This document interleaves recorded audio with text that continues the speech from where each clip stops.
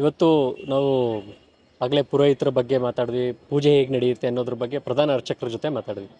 ಹಾಗಾದರೆ ಈ ಗ್ರಾಮ ಮಾದೇಶ್ವರ ಇರುವಂಥ ಜಾಗ, ಈ ಜಾಗ ನಿರ್ವಹಣೆಗೋಸ್ಕರನೇ 1,000 ಜನ ಇದ್ದಾರೆ.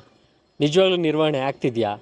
ಅದ್ರ ಜೊತೆಗೆ ಪ್ರಮುಖವಾಗಿ ಹಿಂದೆ ಹೇಗಿತ್ತು, ಹೀಗೆ ಹೇಗಿತ್ತು ಅನ್ನೋಂಥದ್ದನ್ನ, ಹೀಗೆ ಹೇಗಿದೆ, ಹಿಂದೆ ಹೇಗಿತ್ತು, ಹೀಗೆ ಹೇಗಿದೆ ಅನ್ನೋದನ್ನ ವಾಸ್ತವವಾಗಿ ಮಾತಾಡೋದಕ್ಕೋಸ್ಕರ ನಮ್ಮ ಜೊತೆ ಇದ್ದಾರೆ ಕಣ್ಣನ್ನವರು. ಇಲ್ಲಿ ಗ್ರಾಮದ ಮುಖ್ಯಸ್ಥರು ಇವರು. ಈ ಗ್ರಾಮದಲ್ಲಿ ಪ್ರಮುಖವಾದಂಥ ಸಾಮಾಜಿಕ ಕಾರ್ಯಕರ್ತರಾಗಿ ಕೆಲಸ ಮಾಡ್ತಾರೆ. ಇವ್ರನ್ನ ನಾವು ಮಾತಾಡ್ಸೋಣ. ನಮಸ್ಕಾರ ಕಣ್ಣ. ನಮಸ್ತೆ. ಈಗ ನೋಡ್ತಾ ಇದ್ದಾಗ ಮಾದಪ್ಪ ಅಂದಿದ ತಕ್ಷಣ ಬೆಂಗಳೂರಿಂದಾಗಲಿ ಇಡೀ ದಕ್ಷಿಣ ಭಾರತದಿಂದ ಎಲ್ಲರೂ ಕೂಡ ಬರ್ತಿದ್ದಾರೆ. ಆದರೆ ನಿರ್ವಹಣೆಗೆ 1,000 ಜನ ಇದ್ದಾರೆ. ಆದರೆ ಎಲ್ಲಿ ನೋಡಿದ್ರು ಪ್ಲಾಸ್ಟಿಕ್ ನೋಡ್ತಾ ಇರೋವಂಥದ್ದನ್ನ ನೋಡ್ತೀವಿ. ಆದರೆ ನಿಮ್ಮ ಹಿಂದಿನ ನೀವು ಹಿಂದೆ ನೋಡಿದಂಥ ಇದೇ ಗ್ರಾಮದಲ್ಲಿದ್ದಾಗ ಮಾದಪ್ಪನ ಯಾವ ರೀತಿ ನೋಡಿದ್ರಿ ಅಂತ? ಹಿಂದೆ ನೋಡಿದಾಗ ಹಿಂದೆ ಇಷ್ಟು ಜನಸಂಖ್ಯೆ ಇರಲಿಲ್ಲ. ಒಂದು 30-40 ವರ್ಷದಿಂದ ಈಗೇನು ನಾವು ಒಂದು ವಾರದಲ್ಲಿ ಒಂದು ವಾರ ಅಂದರೆ ವೀಕೆಂಡು, ಈ ಗೌರ್ಮೆಂಟ್ ಹಾಲಿಡೇ ಮತ್ತು ಶನಿವಾರ ಭಾನುವಾರ ಈ ವಾತಾವರಣ ನೋಡಿದಾಗ, ಈ ವಾತಾವರಣದಲ್ಲಿ ಈಗ ಒಂದು ವಾರಕ್ಕೆ ಬರೋ ಜನ ಆಗ ಒಂದು ಅಮಾವಾಸ್ಯೆಗೆ ಬರ್ತಾಯಿದ್ರು. ನಾವು ಒಂದು 25-30 ವರ್ಷದಿಂದ ನೋಡಿದ್ರೆ ಒಂದು ಅಮಾವಾಸ್ಯೆಗೆ, ಈಗ ಒಂದು ವಾರದಲ್ಲಿ ನೋಡೋ ಜನನ ಆಗ ಒಂದು ಅಮಾವಾಸ್ಯೆಲಿ ನೋಡೋ ಅಂಥ ವಾತಾವರಣ ಇತ್ತು. ಮತ್ತು ಆಗಿನ ಪರಿಸರ ಈಗಿನ ಪರಿಸರಕ್ಕೂ ಕಂಪೇರ್ ಮಾಡಿದ್ರೆ, ಆಗಿನ ಪರಿಸರ ಒಂದು 30 ವರ್ಷದಿಂದ ಪರಿಸರ ತುಂಬ ಚೆನ್ನಾಗಿತ್ತು. ವಾತಾವರಣ ಒಳ್ಳೆ ವಾತಾವರಣ ಇತ್ತು. ಅಷ್ಟೇ ಅಂದರೆ ಜನಸಂಖ್ಯೆ ಇರಲಿಲ್ಲ, ವಾತಾವರಣ ಚೆನ್ನಾಗಿತ್ತು. ಜನ ಎಲ್ಲಿ ಹೋಗ್ತಾರೋ ಅಲ್ಲಿ ಪರಿಸರ ಹಾಳಾಗೋದು ಅದು ಪ್ರಕೃತಿ ನಿಯಮ ಅಂತ ಹೇಳ್ಬೋದು. ಜನ ಎಲ್ಲಿರ್ತಾರೋ ಅಲ್ಲಿ ಪ್ರಕೃತಿನೂ ಉಳ್ಕೊಳ್ಳಲ್ಲ, ಪ್ರಕೃತಿನೂ ಹೋಗಿರುತ್ತೆ. ಜನ ಎಲ್ಲಿ ಕಾಲಿಕ್ತಾರೋ ಅಲ್ಲಿ ಪ್ರಕೃತಿ ನಾಶ ಆಗಿರುತ್ತೆ. ಇಲ್ಲೂ ಹಂಗೆ ಆಗಿದೆ. ಆಗ ಜನ ಇರಲಿಲ್ಲ, ಪ್ರಕೃತಿ ಚೆನ್ನಾಗಿತ್ತು, ವಾತಾವರಣ ಚೆನ್ನಾಗಿತ್ತು. ಈಗ ಜನಸಂಖ್ಯೆ ಜಾಸ್ತಿ ಆಗಿದ್ದಾರೆ, ಪ್ರಕೃತಿ ಹೋಗಿದೆ, ವಾತಾವರಣನೂ ಹೋಗಿದೆ. ಮತ್ತು ಪ್ಲಾಸ್ಟಿಕ್ಕು ಅನ್ನೋದು ಅಷ್ಟೊಂದು ವ್ಯಾಪ್ತಿಗೆ ಬಂದಿರಲಿಲ್ಲ. ತುಂಬ ಕಡಿಮೆ ಪ್ರಮಾಣದಲ್ಲಿ ಪ್ಲಾಸ್ಟಿಕ್ನ ಉಪಯೋಗಿಸ್ತಾಯಿದ್ರು. ಎಲ್ಲೋ ಒಂದು ಕ್ಯಾರಿ ಬ್ಯಾಗು ಒಂದೆರಡು, ಈ ರೀತಿ ಕರ್ಪೂರ ಪ್ಯಾಕೆಟು ಒಂದೆರಡು ಬಿಟ್ಟರೆ ಪ್ಲಾಸ್ಟಿಕ್ಕನ್ನು ತುಂಬ ಕಡಿಮೆ ಬಳಸ್ತಾಯಿದ್ದು. ಈಗ ಪ್ರತಿದಿನ ಏನಾಗಿದೆ, ಮನುಷ್ಯನ ಜೀವನದಲ್ಲೇ ಪ್ಲಾಸ್ಟಿಕ್ ಇಲ್ಲ ಅಂತಂದರೆ ಮನುಷ್ಯನ ಜೀವನ ನಡೆಯೋದಿಲ್ಲ ಅನ್ನೋ ಮಟ್ಟಿಗೆ ಬಂದುಬಿಟ್ಟಿದೆ. ಹಂಗಾಗಿ ಇಲ್ಲಿ ಕೂಡ ಅದರದ್ದು ವ್ಯಾಪ್ತಿ ಜಾಸ್ತಿ ಆಗಿದೆ. ತುಂಬ ಪ್ಲಾಸ್ಟಿಕ್ಕು ಇಲ್ಲಿ ತುಂಬ ಯಥೇಚ್ಛವಾಗಿ ಇಲ್ಲಿ ಸಾಕಷ್ಟು ಜಿಲ್ಲಾಡಳಿತ ಮತ್ತು ಸರ್ಕಾರ ಏನೇ ಒಂದು ಕಟ್ಟುನಿಟ್ಟಿನ ಕ್ರಮ ತೊಗೊಂಡ್ರು, ಮತ್ತು ಅವ್ರು ಏನೇ ಒಂದು ಇದಕ್ಕೆ ಏನೇನು ತಡೆ ಮಾಡಬೇಕು ಅದಕ್ಕೆಲ್ಲ ತೊಗೊಂಡ್ರು ಅದು ಇನ್ನೂ ಜಾಸ್ತಿ ಆಗುತ್ತೆ ಅಲ್ಲದೆ ಹೊರತು ಅದು ಕಡಿಮೆ ಅಂತೂ ಆಗೋದಲ್ಲ. ಇಲ್ಲಿ ಸಾಕಷ್ಟು ಅದ್ರ ಬಗ್ಗೆ ಪ್ರಯತ್ನ ಪಟ್ಟಿದ್ದಾರೆ. ನಾವು ಪ್ರಯತ್ನ ಪಟ್ಟಿಲ್ಲ ಅಂತ ಹೇಳೋಕ್ಕಾಗಲ್ಲ. ಪಟ್ಟಿದ್ರೆ ಆದ್ರೂ ಅದು ಇನ್ನೂ ಅದು ನಿಯಂತ್ರಣಕ್ಕೆ ಬರ್ತಾಯಿಲ್ಲ. ಕಂಟ್ರೋಲ್ಗೆ ಪ್ಲಾಸ್ಟಿಕ್ಕು ಇಲ್ಲಿ ತಡೆ ಮಾಡೋಕ್ಕೆ ಆಯ್ತಾನೇ ಇಲ್ಲ, ಆ ಮಟ್ಟಿಗಾಗಿದೆ. ಮತ್ತು ವಾತಾವರಣ, ಈ ಮೊದಲು ವಾತಾವರಣ ತುಂಬ ಒಂದು ಜನ ಇರಲಿಲ್ಲ, ಅಂದರೆ ಒಳ್ಳೆ ವಾತಾವರಣ ಇತ್ತು. ಮಾದಪ್ಪನ ಹತ್ರ ಬರೋರು ನೆಮ್ಮದಿಯಾಗಿ ಏನು ಇದರಿಂದ. ಈಗಿನ ಜನ ಹೆಂಗಿದ್ದಾರೆ ಅಂತಂದರೆ, ಬಂದ ತಕ್ಷಣ 2 ನಿಮಿಷನೂ ಕಾಯೋಂಥ ಪೇಷನ್ಸ್ ಇಲ್ಲ. ಆಗೆಲ್ಲ ಅಷ್ಟೊಂದು ತಾಳ್ಮೆಯಿಂದ, ಸಾಕಷ್ಟು ಬಂದು ತಾಳ್ಮೆಯಿಂದ ಸಹನೆಯಿಂದ ಬಂದು ದರ್ಶನ ಮಾಡ್ಕೊಂಡು ನಿಧಾನಕ್ಕೆ ಮಾದಪ್ಪನ ಹತ್ರ ನಿಧಾನಕ್ಕೆ ಇದ್ದು ಒಂದಿನ ಇದ್ದು ಹೋಗುವಂಥ ಮನಸ್ಥಿತಿ ಬರ್ತಾಯಿದ್ರು. ಈಗ ಬರೋ ಜನ ಏನು ಮಾಡ್ತಾರೆ, ಇಲ್ಲಿ ಮಾದಪ್ಪನ ಹತ್ರ ಬರೋ ಜನ 1 ಗಂಟೆ ಟೈಮ್ ಕಾಯೋಕ್ಕೂ ತುಂಬ ತಾಳ್ಮೆ ಇಲ್ಲ, ಆ ಪರಿಸ್ಥಿತಿ ಇದೆ. ಯಾಕೆಂದರೆ ಮಾದಪ್ಪನ ಹತ್ರ ಬರೋ ಜನನೇ ಅಂತಲ್ಲ, ಈಗ ಜನದ್ದು ಜನ್ರೇಷನ್ ಆ ರೀತಿ ಆಗ್ಬಿಟ್ಟೈತೆ. ಎಲ್ಲಿ ನೋಡೋದು ತುಂಬ ಸ್ಪೀಡ್ ಇದ್ದಾರೆ ಜನ, ಯಾವುದು ಕಾಯೋ ಅಂತ ಪೇಷನ್ಸ್ ಇಲ್ಲ. ಯಾವುದೇ ಹೋಟ್ಲಿಗೆ ಹೋದ್ರು 2 ನಿಮಿಷ ಕಾಯ್ತು ಅಂತಂದ್ರೆ ಆ ಹೋಟ್ಲಿನ ವೆಯ್ಟರ್ ಮೇಲೆ ಜಗಳ ಮಾಡಿರ್ತಾರೆ, ಇಲ್ಲಾಂದ್ರೆ ಹೋಟ್ಲ್ ಓನರ್ ಮೇಲೆ ಜಗಳ ಮಾಡಿರ್ತಾರೆ.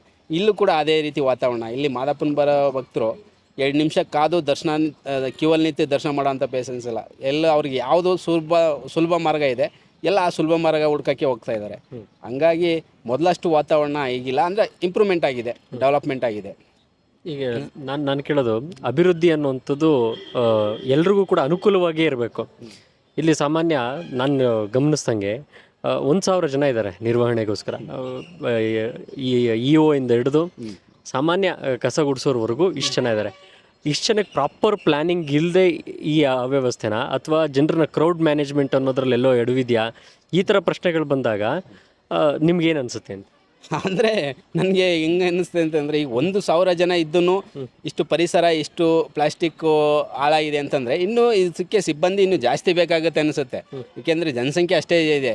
ಇಷ್ಟು ಜನಸಂಖ್ಯೆ ಬರೋ, ಈಗ ನಾನು ಮೊದಲೇ ಹೇಳ್ದಂಗೆ ನಿಮಗೆ, ಈಗೇನು 1 ತಿಂಗಳು ಬರೋ ಮೊದಲು ನಾವು 20-30 ವರ್ಷದಿಂದ ನಾವೇನು ಒಂದು ಅಮಾವಾಸ್ಯೆಗೆ ನೋಡ್ತಿದ್ವು, ಆ ಜನ ಇವತ್ತು 1 ವಾರಕ್ಕೆ ಬರ್ತಾಯಿದ್ದಾರೆ.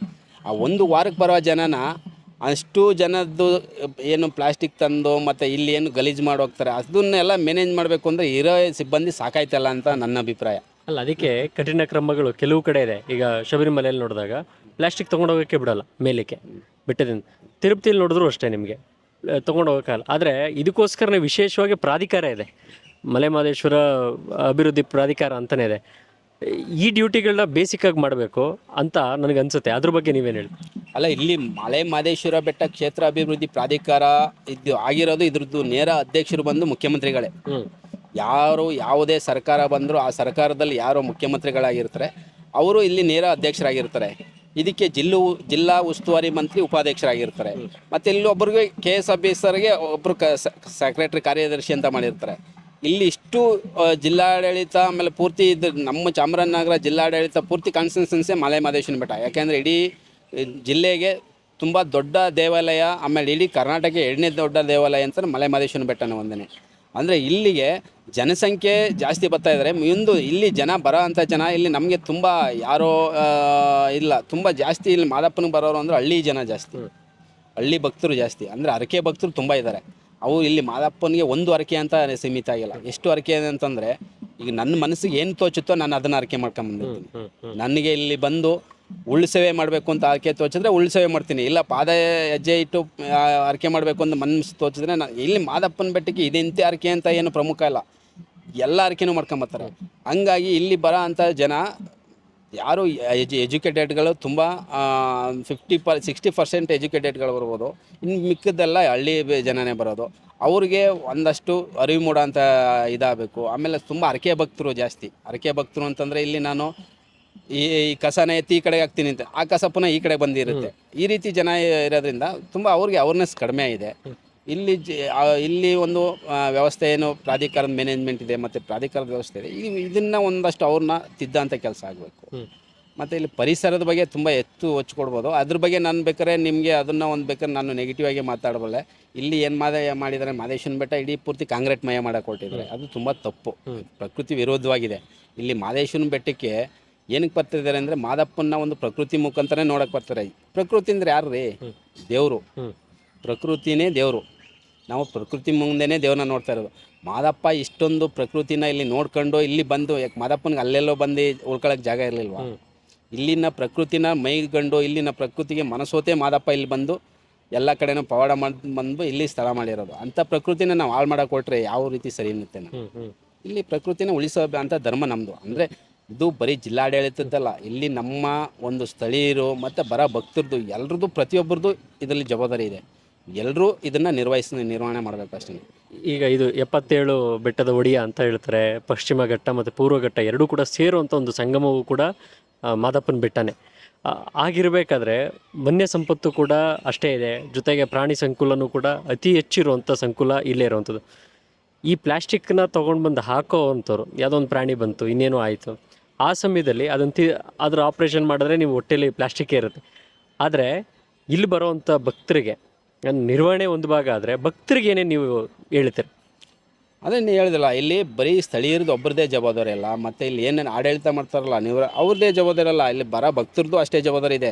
ನಾನು ಹೇಳಿಲ್ವಾ ಮಾದಪ್ಪನ ಇನ್ನೆಲ್ಲೂ ಸ್ಥಳ ಇಲ್ವಾ? ಆ ಸ್ಥಳದಲ್ಲೆಲ್ಲ ಉಳ್ಕೊಂಬೋದಿದೆ. ಇಲ್ಲಿ ಪ್ರಕೃತಿಗೆ ಮನಸೋತು, ಇಲ್ಲಿ ಪ್ರಕೃತಿನ ಒಂದು ಅರಸಿ, ಇಲ್ಲಿ ಪ್ರಕೃತಿನ ಇಷ್ಟಪಟ್ಟು ಮಾದಪ್ಪ ಬಂದು ಇಲ್ಲಿ ನೆಲೆಗೊಂಡದ್ದು. ಮಾದಪ್ಪನ ಇವತ್ತು ನಾವು ಇಲ್ಲಿ ಅವನ್ನ ಸಾಕ್ಷಾತ್ ಶಿವನ ಮುಖಾಂತರನೇ ನಾವು ಇಲ್ಲಿ ಇದು ಮಾಡೋದು. ಹಂಗಿರ್ಬೇಕಾದ್ರೆ ಮಾದಪ್ಪನೇ ಅಷ್ಟೊಂದು ಪ್ರಕೃತಿಗೊಳ್ದು ಇಲ್ಲಿ ಬಂದು ಸೇರ್ಕೊಂಡು ಇಲ್ಲಿ ಬಂದು ನೆಲೆಗೊಂಡಿರ್ಬೇಕಾದ್ರೆ ನಾವು ಯಾರು ಮನ್ಸರು ಬಂದು ಆ ಪ್ರಕೃತಿನ ಹಾಳು ಮಾಡೋಕ್ಕೆ? ನಮ್ಗೆ ಏನು ಹಕ್ಕಿದೆ? ನಾವು ಏನು ಪರಿಸರ ಇದೆ, ಏನಿದೆ ಅದನ್ನು ಕಾಪಾಡ್ಕೊಂಡು ಹೋಗ್ಬೇಕಾದ್ರೆ ಅವು ಬರೀ ಅಧಿಕಾರಿಗಳದೆಲ್ಲ ಕೆಲಸ, ನಮ್ಮದು ಕೆಲಸ ಇದೆ. ಇವತ್ತು ನಾವು ಏನೇನು ಕೆಲಸ ಮಾಡಬೇಕು ಅಂತ ಈ ಎಕ್ಸಾಂಪಲ್ ಈಗ ಬರಬೇಕಾದ್ರೆ ಈಗ ನಾವು ಪ್ಲಾಸ್ಟಿಕ್ ಬಾಟ್ಲ್ಗಳನ್ನ ಎತ್ಕೊಂಬತ್ತೀವಿ. ಆ ಬಾಟ್ಲ್ಗಳನ್ನ ನಾವು ಎಲ್ಲಿ ನೀರು ಖಾಲಿ ಆಯ್ತೀವೋ ಅಲ್ಲಿ ಬಿಸಾಕಿ ಹೋಗ್ತೀವಿ. ಅದನ್ನು ಎಲ್ಲಿ ಡಸ್ಟ್ಬಿನ್ ಇದೆಯೋ ಮತ್ತು ಅದಕ್ಕೆ ಎಲ್ಲಿ ಡಸ್ಟ್ಬಿನ್ ಇಟ್ಟಿದ್ರೋ ಅಲ್ಲಿ ನಾವು ಅದನ್ನು ಸೂಕ್ತವಾಗಿ ಬಳಸಬೇಕು. ಮತ್ತು ಈಗ ನಾವು ಎಲ್ಲ ಬಸ್ಸಲ್ಲಿ ಹತ್ಕೊಂತೀವಿ, ಸಾಕಷ್ಟು ಸ್ನ್ಯಾಕ್ಸು ಕುರ್ಚಿ, ಒಂದು 100-120 ಕಿಲೋಮೀಟ್ರ್ ಜರ್ನಿ ಅಂತಂದರೆ ಎಲ್ಲೋ ಸ್ನ್ಯಾಕ್ಸು ಇದೆಲ್ಲ ತೊಗೊಂಡಿರ್ತೀವಿ ಪ್ಲಾಸ್ಟಿಕ್.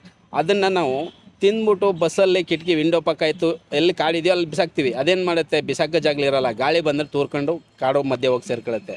ಸೇರ್ಕೊಂಡಾಗ ಏನಾಗುತ್ತೆ? ಆ ಜಾಗದಲ್ಲಿ ಯಾವುದೇ ಗಿಡ ಬೆಳೆಯಲ್ಲ, ಮತ್ತು ಇನ್ಯಾವುದೋ ಪ್ರಾಣಿ ಹೊಟ್ಟೆ ಒಳಗೆ ಹೋಗುತ್ತೆ. ಈ ರೀತಿ ಸಾಕಷ್ಟು ನಡೆದಿದೆ ಘಟನೆಗಳು. ಇವತ್ತೇನಾಗಿದೆ ಅಂತಂದರೆ, ನಾವು ಮಹದೇಶ್ವರ ಬೆಟ್ಟದಿಂದ ಏಕ ಬರಬೇಕಾದ್ರೆ ರೋಡ್ ಸೈಡು ಸಿಕ್ಕಾಪಟ್ಟೆ ಪ್ರಾಣಿಗಳು ಸಿಗ್ತಾ ಇರ್ತವೆ. ಅವಕ್ಕೇನು ಕಾಡಲ್ಲಿ ಆಹಾರ ಇಲ್ಲ ಅಂತಲ್ಲ, ಮನುಷ್ಯ ತಿಂದು ಬಿಸಾಕ್ತಾನಲ್ಲ ಆಹಾರ, ಅದಕ್ಕೆ ರುಚಿ ನೋಡಿ ಅವೇ ಕಾಡಲ್ಲಿ ಹೋಗೋಕ್ಕೆ ಇಷ್ಟಪಡಲ್ಲ. ಇವತ್ತು ಪ್ರಾಣಿಗಳ ಪರಿಸ್ಥಿತಿ ಅದೇ ಆಗಿಬಿಟ್ಟಿದೆ. ನಾವು ಸಾಕಷ್ಟು ರೋಡಲ್ಲಿ ಬರ್ತಾ ಇರಬೇಕಾದ್ರೆ ಕಡವೆಗಳು, ಜಿಂಕೆಗಳು ರೋಡಲ್ಲೇ ಇರ್ತವೆ. ಕೆಲವೊಮ್ಮೆ ಆನೆಗಳೇ ಪ್ಲಾಸ್ಟಿಕ್ ತಿಂದಿದ್ದಾವೆ. ಉದಾಹರಣೆಗಳಿದ್ದಾವೆ. ಹೌದು, ಆನೆ ಹೊಟ್ಟೆ ಒಳಗಡೆ ಪ್ಲಾಸ್ಟಿಕ್ ಹೋಗಿದೆ. ಈ ರೀತಿ ಘಟನೆ ಸಾಕಷ್ಟಾಗಿದೆ. ಏನಂದ್ರೆ ಈ ಮನುಷ್ಯ ಏನು ತಿಂತಾನಲ್ಲ, ಈ ತಿಂಡಿಯಲ್ಲಿ ಉಪ್ಪಿನ ಅಂಶ ಜಾಸ್ತಿ ಇರುತ್ತೆ. ಆ ಪ್ರಾಣಿಗಳಿಗೆ ಅದೊಂಥರ ವಿಶಿಷ್ಟವಾಗಿ ರುಚಿ ತೋರಿಸ್ಬಿಡುತ್ತೆ. ರುಚಿ ತೋರಿಸಿದ ತಕ್ಷಣ ಏನು ಮಾಡುತ್ತೆ, ಅವೇ ತಿಂತವೆ, ಹೊಟ್ಟೆ ಒಳಗೆ ಹೋಗುತ್ತೆ. ಹಂಗಾಗಿ ಬರೋ ಭಕ್ತರು ಏನು ನಾವು ತಿಂಡಿ ತಿನಿಸುಗಳು ತರ್ತೀವಿ, ಆ ಪ್ಲಾಸ್ಟಿಕ್ನ ನಾವು ಕೈಯಲ್ಲಿ ಇಟ್ಕೊಂಡು, ಈಗ ತಿಂಡಿನ ಒಟ್ಟಿಗೆ ಎತ್ಕೊಂಬರ್ತೀವಿ, ಅದು ಖಾಲಿ ಆದಮೇಲೆ ಆ ಪ್ಲಾಸ್ಟಿಕ್ನ ಎಲ್ಲಿ ನಾವು ಡಸ್ಟ್ಬಿನ್ಗೆ ಹಾಕಬೇಕು ಅನ್ನೋ ಅರಿವಿರಬೇಕು. ನಾವು ಬಸ್ಸಲ್ಲಿ ತಿಂದ್ಬಿಟ್ಟು ಪುನಃ ಕಿಟಕಿಲೆಲ್ಲ ಬಿಸಾಕೋದು, ಪುನಃ ನೀರು ಕುಡಿದ್ಬಿಟ್ಟು ನೀರು ಬಾಟ್ಲೆಲ್ಲ ಬಿಸಾಕೋದು, ಅದನ್ನು ಮಾಡಿದ್ರೆ ಪರಿಸರ ವಿರೋಧಿನೇ. ಅದು ಪರಿಸರ ವಿರೋಧಿ. ಮತ್ತು ಅಲ್ಲಿ ಏನೀಗ ನಾವು KSRTC ಬಸ್ಸು ಮತ್ತು ಪ್ರೈವೇಟ್ ಬಸ್ಗಳಲ್ಲಿ ನೋಡ್ತೀವಿ, ಆ ಒಂದು ಜಾಗೃತಿ ಬಸ್ಸಲ್ಲಿ ಇರಬೇಕು. ಮತ್ತು ಬಸ್ಸಲ್ಲಿ ಯಾರು ನಿರ್ವಹಣೆ ಮಾಡ್ತಾರೆ ಅದನ್ನು ಅವ್ರು ಬಸ್ ಹತ್ತಿದ ತಕ್ಷಣವೇ ನಾವು ಈ ರೀತಿ ಪರಿಸರದೊಳಗಡೆ ಹೋಗ್ತಾ ಇದ್ದೀವಿ, ನಾವು ತಿನ್ನೋ ಅಂಥ ಪ್ಲಾಸ್ಟಿಕ್, ನಾವು ಏನು ತಿಂಡಿ ಇದು ಬಿಸ್ಕೆಟು ಈ ರೀತಿ ತೊಗೊಂಬಂದಿರ್ತೀವಿ ಪ್ಲಾಸ್ಟಿಕ್ಕು, ಅದನ್ನು ದಯವಿಟ್ಟು ಖಾಲಿ ಆದ ತಕ್ಷಣ ನಿಮ್ಮ ಜೋಬಲ್ಲ ಇಲ್ಲ ನಿಮ್ಮ ಬ್ಯಾಗಲ್ಲ ಇಟ್ಟು ಅದು ಹೊರಗಡೆ ನೀವು ಎಳಗಿದ ಮೇಲೆ ಎಲ್ಲಿ ಡಸ್ಟ್ಬಿನ್ ಇರುತ್ತೋ ಅಲ್ಲಿ ಹಾಕೋದು ಸೂಕ್ತ ಅಂತ ಬಸ್ ಯಾರು ನಿರ್ವಹಣೆ ಮಾಡ್ತಾರೆ ಅದನ್ನು ಜನಕ್ಕೆ ಅರಿವು ಮೂಡಿಸಿದ್ರೆ ಒಂದಷ್ಟು ಆಗ್ಬೋದು. ಅಂದರೆ ಪೂರ್ತಿ ಆಗಲ್ಲ ಅಂತಲ್ಲ, ಪೂರ್ತಿ ಆಗುತ್ತೆ ಅಂತಲ್ಲ, ಒಂದಷ್ಟು ಆಗ್ಬೋದು, ಎಫೆಕ್ಟ್ ಆಗ್ಬೋದು. ಈಗ ಮಾದೇಶ್ವರನ ಬೆಟ್ಟಕ್ಕೆ ಬರ್ಬೇಕಾದ್ರೆ ಬರ್ತಿರೋವಂಥದ್ದು ಜೆನ್ಸಿ ಜನ, ಅಂದರೆ ಹೊಸ ಜನ್ರೇಷನ್, ಒಂದು 25-30 ವರ್ಷದ ಹುಡುಗರು ನೋಡಿದ್ರೆ ಪ್ರತಿ ವಾರ ನಾನು ಮಾದಪ್ಪನ ನೋಡಬೇಕು ಅಥವಾ ಸ್ಟೇಟಸಲ್ಲಿ ಹಾಕೋ ಅವ್ರಿಗೆ ನೀವೇನು ಕೇಳ್ಕೊತೀರಾ? ಏನಂದರೆ ಇವತ್ತು ಜೆನ್ಸಿ ಪರಿಣಾಮ ಏನಾಗಿದೆ ಅಂದರೆ ತಮಿಳ್ನಾಡು ಎಲೆಕ್ಷನಲ್ಲೂ ಕೂಡ ಪಕ್ಕದೇ ತಮಿಳ್ನಾಡು ಇವತ್ತು ವಿಜಯ್ ಗೆದ್ದರು. ಈ ರೀತಿ ಈ ಜನ್ರೇಷನ್ ಸೋಷಿಯಲ್ ಮೀಡಿಯಾ ಯುಗ, ಇದ್ರ ಮೂಲಕ ಅವೇರ್ನೆಸ್ ಹೇಗೆ ಮಾಡ್ಬೋದು ಅಂತ, ಮಾದಪ್ಪನ ಬೆಟ್ಟ ಕ್ಲೀನಾಗಿ ಇಟ್ಕೊಳ್ಳೋಕೆ ಏನೇನು ಅವೇರ್ನೆಸ್ ಮಾಡಬೇಕು? ಅದೇ ಹೇಳಿದ್ನಲ್ಲ, ಯುವ ಜನ್ರೇಷನ್ನು ಇದು ನಿಮ್ಮ ಯುಗ, ನಿಮ್ಮ ಯುಗ. ಈಗ ಹಿಂದಿನ ಜನ್ರೇಷನ್ ಅವರು ಇದ್ದರು ಹೋದ್ರು, ಆದರೆ ನಿಮ್ಮ ಯುಗದಲ್ಲಿ ನೀವು ಯಾವ ರೀತಿ ನೀವು ಪರಿಸರ ಉಳಿಸ್ಕೊಂತೀರೋ ನಿಮ್ಮ ಜೀವನನೂ ಹಂಗೆ ಉಳ್ಕೊಳ್ಳುತ್ತೆ. ನಿಮ್ಮ ಜೀವನ ನೀವು ಎಷ್ಟು ಪರಿಸರ ಹಾಳು ಮಾಡ್ತೀರೋ ನಿಮ್ಮ ಜೀವನನೂ ಬೇಗ ಅಷ್ಟೇ ಹಾಳಾಗುತ್ತೆ. ನಾವು ಪರಿಸರ ಯಾವ ರೀತಿ ಉಳ್ಕೊಳ್ಳುತ್ತೆ, ನಮ್ಮ ಲೈಫ್ ಸ್ಟೈಲು ಅಷ್ಟೇ ಅದೇ ರೀತಿ ಉಳ್ಕೊಳ್ಳುತ್ತೆ, ನಮ್ಮ ಜೀವನನೂ ಅದೇ ರೀತಿ ಉಳ್ಕೊಳ್ಳುತ್ತೆ. ನಾವು ಯಾವ ರೀತಿ ಪ್ರಕೃತಿನ ಹಾಳು ಮಾಡ್ಕೊಂಡು ಹೋಗ್ತೀವಿ, ನಮ್ಮ ಮುಂದಿನ ಜನ್ರೇಷನ್ನು ಹಂಗೆ ಹಾಳಾಗುತ್ತೆ. ಇವತ್ತು ಯುವ ಜನ್ರೇಷನ್ನು ಮೊದಲು ಇವನ್ನೆಲ್ಲ ನೋಡ್ತಾ ಇರಬೇಕಾದ್ರೆ ಸಾಕಷ್ಟು ಭಕ್ತಿ ಭಾವನೆಯಿಂದ ಬಂದು ಹೋಗ್ತಾಯಿದ್ರು. ಈಗ ಬರೀ ಒಂದು ಮೊಬೈಲ್ ತೊಗೊತಾರೆ, ಒಂದು ಇನ್ಸ್ಟಾಗ್ರಾಮು ಇಲ್ಲ ಸೋಷಿಯಲ್ ಮೀಡಿಯಾ, ಇದ್ರ ಮೂಲಕನೇ ಜಾಸ್ತಿ ಒಂದು ಹೋದಾಗ ನಾನು ಸ್ಟೇಟಸ್ ಹಾಕ್ತೀನಿ, ಇದು ಬಿಡಿ, ಅದು ಇನ್ನೊಂದು ಭಾಗ, ನಿಮ್ಮದೊಂದು ಟೈಮ್. ಆದರೆ ಭಕ್ತಿ ಭಾವ ಇದೆಯಲ್ಲ ಅದು ತುಂಬ ಇಂಪಾರ್ಟೆಂಟು. ಮಾದಪ್ಪನ ಹತ್ರ ಬಂದಮೇಲೆ ಆ ಭಕ್ತಿ ಭಾವ ಇಲ್ಲ ಅಂತಂದರೆ ನೀವು ಬಂದಿದ್ದು ವೇಸ್ಟೇ. ಸಾಕಷ್ಟು ಬನ್ನಿ, ಭಕ್ತಿಯಿಂದ ಬನ್ನಿ. ಮಾದಪ್ಪ ಇದುವರೆಗಾಗಲಿ ಯಾರನ್ನೂ ನಮ್ಮದವ್ರನ್ನ ಕೈ ಬಿಟ್ಟಿದ್ದು ಇತಿಹಾಸನೇ ಇಲ್ಲ, ಇತಿಹಾಸ ಇಲ್ಲವೇ ಇಲ್ಲ.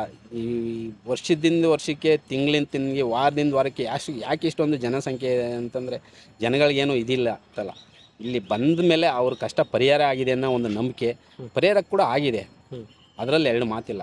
ಅದಕ್ಕೋಸ್ಕರ ಇಲ್ಲಿ ಪ್ರತಿ ವಾರದಿಂದವರೆಗೆ ಜನಸಂಖ್ಯೆ ಜಾಸ್ತಿ ಆಗ್ತಾಯಿದೆ.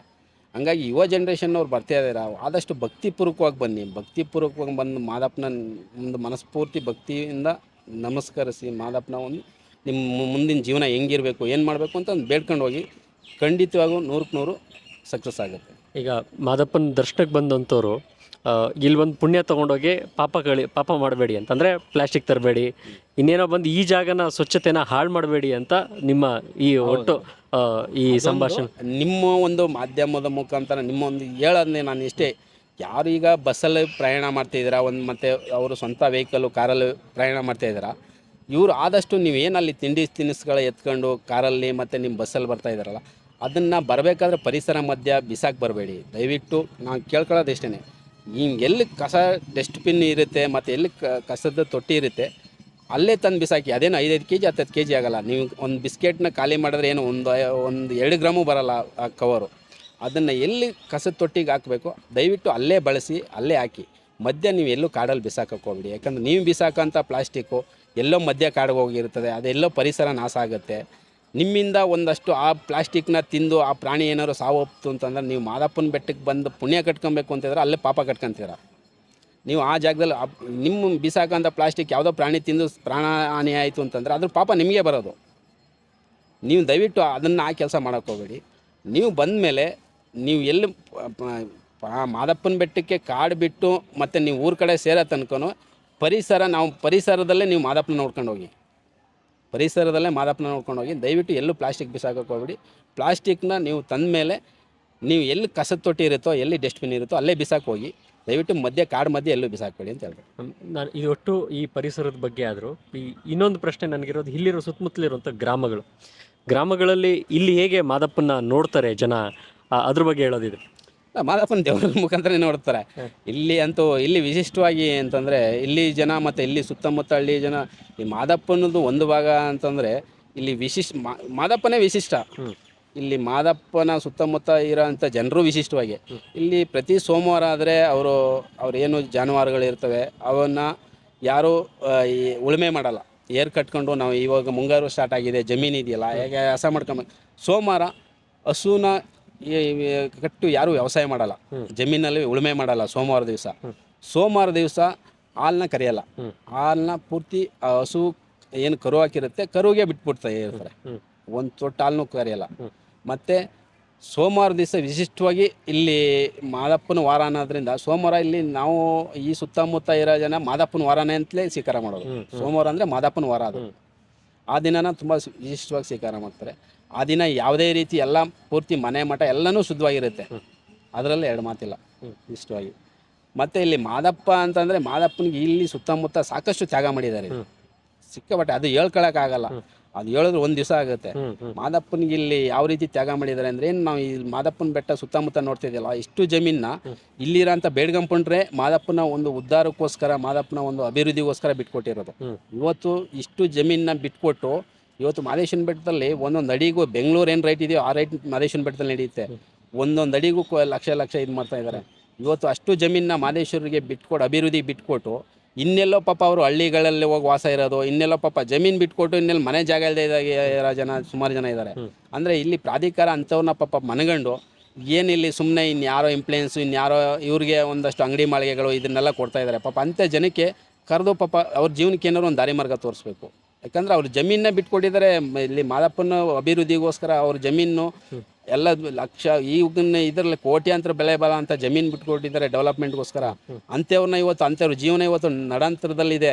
ಅಂಥವ್ರನ್ನ ಎತ್ತಿಡಿಬೇಕು. ಇಲ್ಲಿ ಯಾರೋ ಪ್ರಾಧಿಕಾರದ ಒಂದು ಅಷ್ಟು ಸಿಬ್ಬಂದಿಗಳಿದ್ದಾರೆ, ಕಾರ್ಯದರ್ಶಿ ಏನು ಅಂಥವ್ರನ್ನ ಗುರ್ತು ಮಾಡಿ ಯಾರ್ಯಾರು ಜಮೀನು ಬಿಟ್ಕೊಟ್ಟಿದ್ದಾರೆ ಅಂಥವ್ರನ್ನ ಒಂದಷ್ಟು ಅಂಗಡಿ ಮಾಳಿಗೆಗಳು ಇನ್ಯಾವುದೋ ಒಂದಷ್ಟು ಅವ್ರ ಜೀವನಕ್ಕೋಸ್ಕರ ಮಾಡಿಕೊಡ್ಬೇಕು. ಇವತ್ತು ಅಂಥವ್ರ ಜೀವನ ನಡಾಂತರದ ಇದರಲ್ಲಿ ಬಂದು ನಿಂತಿದೆ.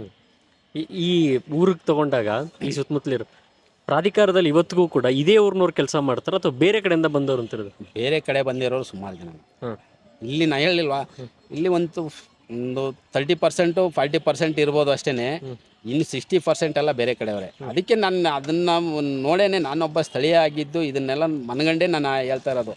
ಇವತ್ತು ಜಮೀನು ಯಾರ್ಯಾರು ಜಮೀನು ಇವತ್ತು ನಾವಿಲ್ಲಿ ಕೂತ್ ಮಾತಾಡ್ತಿದ್ದೆ, ಇದು ಒಬ್ಬ ರೈತನ ಜಮೀನೇ. ಇವತ್ತು ಈ ಜಮೀನು ಬಿಟ್ಕೊಟ್ಟಿರೋನು ಎಲ್ಲ ಪಾಪ ಮನೆ ಜಾಗ ಇಲ್ಲದೆ, ಎಲ್ಲ ವಾಸ ಮಾಡೋಕ್ಕೆ ಜಮೀನು ಇಲ್ಲದೆ, ಮನೆ ಕಟ್ಕೊಳ್ಳೋಕ್ಕೂ ಜಾಗ ಇಲ್ಲದೆ ಪರಿಸ್ಥಿತಿ ಇದೆ. ಅಂಥವ್ರಿಗೆ ಒಂದಷ್ಟು ಅಂಥವ್ರನ್ನ ಜೀವನಕ್ಕೆ ಒಂದಷ್ಟು ಮಾರ್ಗದರ್ಶನ ತೋರಿಸಿ ಅಂತ ಹೇಳ್ತಾ ಇರೋದು. ಅಂಥವ್ರನ್ನ ಇವರು ತುಂಬ ಕಡೆಗಣನೆ ಮಾಡಿಬಿಟ್ಟಿದ್ದಾರೆ. ಇನ್ಯಾರೋ ಇಂಪ್ಲೂಯೆನ್ಸು, ಇನ್ಯಾರ್ದೋ MLA ಅವ್ರ ರಿಲೇಷನ್ನು, ಇನ್ಯಾರೋ MP ಅವ್ರ ರಿಲೇಷನ್ನು, ಇನ್ಯಾರೋ ಜಿಲ್ಲಾ ಪಂಚಾಯತಿ ರಿಲೇಷನ್ನು, ಇಂಥವ್ರಿಗೆ ಅವಕಾಶ ಮಾಡಿಕೊಡ್ತಿದ್ದಾರೆ ಹೊರತು ಇಲ್ಲಿ ಸ್ಥಳೀಯರಾಗಿ ನಿಜವಾಗ್ಲೂ ಯಾರಿಗೆ ಅನ್ಯಾಯ ಆಯ್ತಿದೆ ಅವ್ರಿಗೆ ನ್ಯಾಯ ತೋರಿಸ್ಕೊಡ್ತಾ ಇಲ್ಲ ಪ್ರಾಧಿಕಾರ. ದಯವಿಟ್ಟು ಮುಂದಕ್ಕೆ ಆ ಕೆಲಸ ಆಗಬೇಕು. ಯಾರು ಪಾಪ ಅವರು ಆಸ್ತಿಗಳನ್ನ ಬಿಟ್ಕೊಟ್ಟು ಅವ್ರು ತ್ಯಾಗ ಮಾಡುವಾಗಿದ್ದಾರೆ ಮಾದಪ್ಪನಿಗೋಸ್ಕರ. ಇವತ್ತು ಮಾದಪ್ಪ ತುಂಬ ಇಂಪ್ರೂವ್ಮೆಂಟ್ ಆಗಿದೆ. ಮಾದಪ್ಪನ ದೇವಸ್ಥಾನ ಡೆವಲಪ್ಮೆಂಟ್ ಆಗಿದೆ. ಮಾದಪ್ಪನ ಸುತ್ತಮುತ್ತ ಚೆನ್ನಾಗಿ ಇಂಪ್ರೂವ್ಮೆಂಟ್ ಆಗಿದೆ. ಬಟ್ ಅವು ಪ್ರಾಪರ್ಟಿ ಬಿಟ್ಟು ಕೊಟ್ಟರು ಅವ್ರಿಗೆ ಅನ್ಯಾಯ ಆಯ್ತಾ ಗೊತ್ತಿದೆ. ಅವ್ರಿಗೊಂದಷ್ಟು ನ್ಯಾಯ ದೊರಸ್ಕೊಡೋಂಥ ಕೆಲಸ ಆಗಬೇಕು. ನಾನು 2 ವರ್ಷದ ಹಿಂದೆ ಬಂದಾಗ ಹಾಸ್ಪಿಟ್ಲು ಕೂಡ ಇರಲಿಲ್ಲ. ಇಲ್ಲಿಂದ ಮೆಟ್ರೋಗೆ ಹೋಗ್ಬೇಕಾಗಿತ್ತು ಅಥವಾ ನಗರಕ್ಕೆ ಹೋಗ್ಬೇಕಾಗಿತ್ತು. ಈ ಪರಿಸ್ಥಿತಿ ಇದ್ದಾಗ ಇಲ್ಲೊಂದು ಹಾಸ್ಪಿಟ್ಲು ಕೂಡ ಆಗಿದೆ ಅಂತ ಕೇಳ್ಪಟ್ಟೆ, ಅದ್ರ ಬಗ್ಗೆ ಹೇಳೋದು. ಹಾಸ್ಪಿಟ್ಲ್ ಆಗಿದೆ, ಇಂಪ್ರೂವ್ಮೆಂಟ್ ಆಗಿದೆ. ಅಂದರೆ ಪ್ರಾಧಿಕಾರದಿಂದಲೇ ಈಗ ಹಾಸ್ಪಿಟ್ಲು ಒಳ್ಳೆ ಹೈಟೆಕ್ ಹಾಸ್ಪಿಟ್ಲ್ ಮಾಡಿದ್ದಾರೆ. ಇನ್ನು ಹಾಸ್ಪಿಟ್ಲು ನಿರ್ವಹಣೆ ಮತ್ತು ಅದಕ್ಕೆ ಡಾಕ್ಟ್ರ್ ವ್ಯವಸ್ಥೆ ಏನು ಮಾಡ್ತಿದ್ದಾರೆ ಅಂತ ಗೊತ್ತಿಲ್ಲ. ನಿಜವಾಗ್ಲೂ ಹೇಳಬೇಕು ಅಂತಂದರೆ ಈ ಭಾಗದಲ್ಲಿ ಮೆಟ್ಟೂರು ಮತ್ತು ತಮಿಳ್ನಾಡಲ್ಲಿ ಹಾಸ್ಪಿಟ್ಲ್ ಇಲ್ಲ ಅಂತಂದರೆ ಇಲ್ಲಿ ಸುಮಾರು ಜನ ಸಾವನ್ನಪ್ತಿದ್ರು. ಏನಾದ್ರು ಒಂದು ತುರ್ತು ಪರಿಸ್ಥಿತಿ, ಏನಾದ್ರು ಒಂದು ದುರ್ಘಟನೆ ಆಗ್ತದೆ. ಇವತ್ತು ಮಾದೇಶ್ವರನ ಬೆಟ್ಟದಲ್ಲಿ ಪ್ರತಿಯೊಂದು ಹೆರಿಗೆನೂ ಆಗಬೇಕಾದ್ರೆ, ಪ್ರತಿಯೊಂದು ಬಾಣತನೂ ಆಗಬೇಕು ಅಂತಂದರೆ ತಮಿಳ್ನಾಡಲ್ಲೇ ಆಗ್ತಾ ಇರೋದು. ತಮಿಳ್ನಾಡಲ್ಲಿ ಹೆಂಗಿದೆ ಅಂದರೆ ತಾಲೂಕು ಹಾಸ್ಪಿಟ್ಲು ತುಂಬ ಒಳ್ಳೆ ಖಾಸಗಿ ಹಾಸ್ಪಿಟ್ಲ್ ರೀತಿ ಮೇಂಟೈನ್ ಮಾಡಿದ್ದಾರೆ. ಆಮೇಲೆ ಯಾರೇ ಹೋದ್ರೂ ಚೆನ್ನಾಗಿ ಟ್ರೀಟ್ಮೆಂಟ್ ಕೊಡ್ತಾಯಿದ್ದಾರೆ. ಇವತ್ತು ಮಲೆ ಮಹದೇಶ್ವರ ಬೆಟ್ಟ ಗ್ರಾಮ ಪಂಚಾಯತಿಲಿ ಒಂದು ಹೆರಿಗೆ ಆಗಬೇಕಾದ್ರೂ ತಮಿಳ್ನಾಡಲ್ಲಿ ಒಂದು ಬಾಣತನ ಆಗಬೇಕು, ತಮಿಳು ಮೆಟ್ಟೂರಲ್ಲೇ ಅದು ಆಗ್ತಾಯಿದೆ. ನಮ್ಗೆ ಈಗ ಇಲ್ಲಿಂದ 50 ಕಿಲೋಮೀಟ್ರ್ ಅಷ್ಟೇ. ನಮ್ಗೆ ಇಲ್ಲಿಂದ 55 ಕಿಲೋಮೀಟ್ರ್ ಅನೂರು ಇದೆ. ಅನೂರಿಗೆ ಹೋದ್ರೂ ನಮ್ಗೆ ಅನೂರಲ್ಲಿ ಏನೂ ಟ್ರೀಟ್ಮೆಂಟ್ ಸಿಗೋಲ್ಲ. ನಮಗೆ ಒಳ್ಳೆ ಟ್ರೀಟ್ಮೆಂಟ್ ಬೇಕು ಅಂದರೆ ಚಾಮರಾಜನಗರಕ್ಕೆ ಹೋದ್ರೂ ನಮ್ಗೆ ಆ ರೀತಿ ತಮಿಳ್ನಾಡಲ್ಲಿ ಟ್ರೀಟ್ಮೆಂಟ್ ಕೊಡೋ ರೀತಿ ಕೊಡೋಲ್ಲ. ನಮ್ಗೆ ಟ್ರೀಟ್ಮೆಂಟು ಚೆನ್ನಾಗಿರಬೇಕು ಅಂತಂದರೆ KR ಹಾಸ್ಪಿಟ್ಲ್ಗೆ ಹೋಗಬೇಕು, ಇಲ್ಲ ಮೈಸೂರು KR ಹಾಸ್ಪಿಟಲ್. ಅಲ್ಲಿ ಗೊತ್ತಲ್ಲ, ಇಡೀ ಇದರಲ್ಲೇ ಅಷ್ಟೊಂದು ಎಲ್ಲ ಜನನೂ ಇರ್ತಾರೆ. ಅಂದರೆ ಈ ತಮಿಳ್ನಾಡು ಹಾಸ್ಪಿಟ್ಲ್ ರೀತಿ ನಮಗೆ ಇಲ್ಲಿ ಮಲೆ ಮಹದೇಶ್ವರನ ಬೆಟ್ಟದಲ್ಲಿ ಒಂದು ಒಳ್ಳೆ ಹಾಸ್ಪಿಟ್ಲ್ ಆಗಬೇಕು. ಇಲ್ಲಿ ಮೆಟ್ಟೂರಲ್ಲಿ ಏನು ಟ್ರೀಟ್ಮೆಂಟ್ ಕೊಡ್ತದೆ ಅದೇ ಟ್ರೀಟ್ಮೆಂಟ್ ಕೊಟ್ಟರು ಸಾಕು ನಮಗೆ. ಅದೇ ರೀತಿ ಟ್ರೀಟ್ಮೆಂಟ್ ಕೊಟ್ಟರು ಸಾಕು. ಇವತ್ತೇನೋ ಒಂದಷ್ಟು ರಸ್ತೆ ಚೆನ್ನಾಗಿರೋದ್ರಿಂದ ಒಂದಷ್ಟು ಪ್ರಾಣಗಳು ಉಳಿದಿದೆ ಅನ್ಬೋದು. ಈಗ ಒಂದು 15-20 ವರ್ಷದಿಂದ ರಸ್ತೆ ಯಾವ ರೀತಿ ಆಗಿತ್ತು ಅಂತಂದರೆ ಇಲ್ಲಿಂದ ಮೆಟ್ಟೂರ್ಗೆ ಹೋಗೋದ್ರೊಳಗೆ ಪ್ರಾಣ ಹೋಗ್ಬಿಡ್ತಿತ್ತು. ಆ ಲೆವೆಲ್ಗಿತ್ತು ರಸ್ತೆ. ಈಗ ಒಂದಷ್ಟು ಪರವಾಗಿಲ್ಲ, ಚೆನ್ನಾಗಿ ರಸ್ತೆ ಆಗಿರೋದ್ರಿಂದ, ಆಮೇಲೆ ಹಾಸ್ಪಿಟ್ಲು ಅಲ್ಲಿ ಚೆನ್ನಾಗಿರೋದ್ರಿಂದ ಒಂದಷ್ಟು ಉಳ್ಕೊಂಡಿದೆ. ದಯವಿಟ್ಟು ನಾವು ಇನ್ನೊಂದು ರಾಜ್ಯನ ಅವಲಂಬಿಸ್ಕೊಂಡು ನಮ್ಮ ರಾಜ್ಯಕ್ಕೆ ನಾವು ಟ್ಯಾಕ್ಸ್ ಕಟ್ಟಿ ಮತ್ತು ನಮ್ಮ ರಾಜ್ಯದ ಜನಪ್ರತಿನಿಧಿಗಳಿಗೆ ನಾವು ಓಟ್ ಹಾಕಿ ಇನ್ನೊಂದು ರಾಜ್ಯಕ್ಕೆ ಹೋಗಿ ನಾವು ಟ್ರೀಟ್ಮೆಂಟ್ ತೊಗೊತೀವಿ ಅಂತಂದರೆ ನಮ್ಮ ಒಂಥರ ಅಲ್ಲಿ ಹೋದಾಗ ಅದೇ ಪ್ರಶ್ನೆ ಮಾಡ್ತಾರೆ ಹಾಸ್ಪಿಟ್ಲಲ್ಲಿ.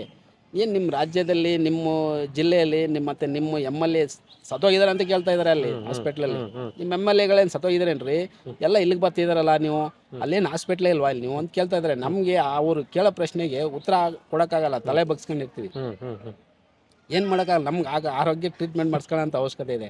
ನಾವು ಅವ್ರ ಜೊತೆ ರಾಜಕೀಯವಾಗಿ ಮತ್ತು ಈ ತರ್ಕಕ್ಕೆ ಎಳೆಯೋಕೆ ಹೋಗಲ್ಲ.